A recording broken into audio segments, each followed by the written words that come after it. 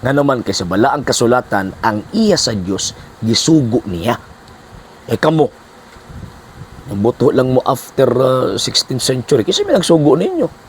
Mura ba mo ka na bitaw nga ang Philippine mythology, mingon din nga mura mo si mga anak ba sa liking kawayan, itong lang mo ba? Tungod sa resulta itong liking kawayan, dili ngon ana. Ang iya na Ginoong sa Kristo gipadala mo. Batingon si Kristo, ako nagapadala kaninyo. Di ba? Nya ang mga apostol po gipadala po Roma Kapitulo 10 bersikulo 14 hangtod 15 nya kamo imposible na pud oy. Kung tinuod gid mo dapat gipadala mo. Pero the fact nga dili mo gipadala, the fact nga nimbuto lang mo after the 16th century, subuti pa sa mutuha mo'y labot ang mga sinugo nga magwali sa nakasulat sa balaang kasulatan. Kanang pag-ingon nga pari lang ang gitawag og tuuhan. Ang punto ana kanang pagka-legit nga sinugo nga magwawali. Ngano man kay daghan man karon ang mangingilad.